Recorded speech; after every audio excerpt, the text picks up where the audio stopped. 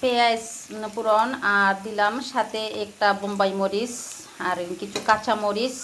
এরকম করে পেঁয়াজটারে আগে আমি কিছুটা লাল করে নেই, তারপরে ডাল দেব, ডালটা চচ্চড়ি করব।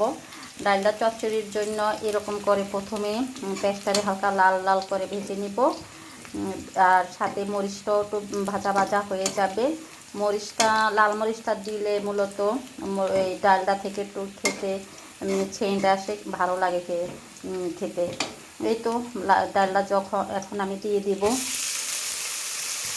এরকম ডালটা দেওয়ার পরে কিছুক্ষণ ভাজবো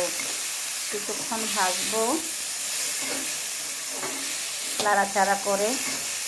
ডালের একটা গন্ধ আছে, এরকম গন্ধটা চলে যাইলে তারপরে অ্যাড করব লবণ হলুদ। বরাবরই এরকম করি ডাল চচ্চড়ি যখন করি।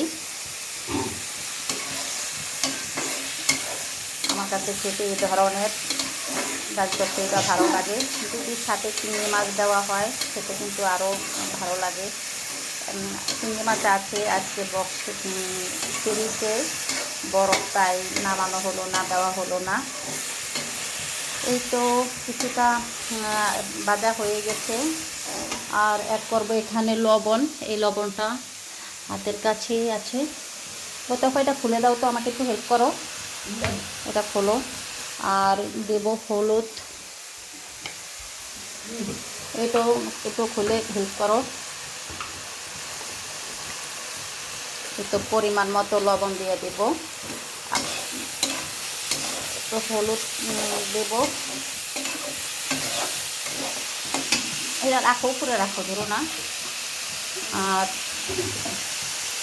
তুমি বসো ওখানে, দেখা এইরকম একটু পরিমাণ মতো লবণ হলুদ দুটা মিক্স করব একসাথে, যাতে কালারটাও আসে।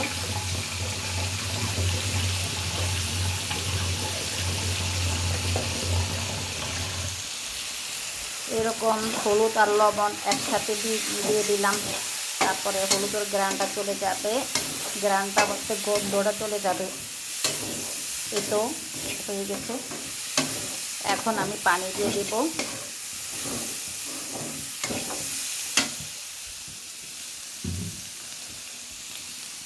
আর পাশের চুলায় ভাত দিয়ে দিচ্ছি।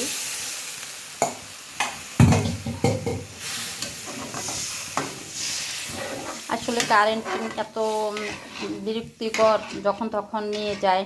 গরম যেহেতু, কারেন্ট মানুষের জন্য উপকার। যেটা মানুষ মাসিক একটা বিল দেয়, মানুষের কাছ থেকে তো আর বিলটা কম নেয় না।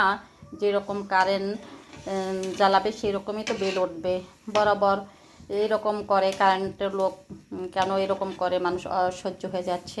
ঠিকই পরীক্ষার কেন্দ্রে কারেন্ট দেয়, বাকি সময় অনেক সময় কারেন্ট চলে যায়। বাচ্চাদের তো পরীক্ষা কেন্দ্রে কারেন্টের প্রয়োজন আছে, জানি, বেশ ভালো। বাচ্চাদের তো পড়াশোনার জন্য রাত্রে বাসায় ঘরে সুস্থ থাকার জন্য কারেন্টের দরকার আছে। তাহলে আমি মনে করব এই পরীক্ষার, এসএসসি পরীক্ষার ভিতরে দিনটায় 24 ঘন্টায় কারেন্ট থাকা খুবই জরুরি। আমার মতে কে কে একমত, তাহলে আমার কমেন্টে লাইক কমেন্ট দেবেন। সবাই ভালো থাকেন, সুস্থ থাকেন। শুভ দুপুর।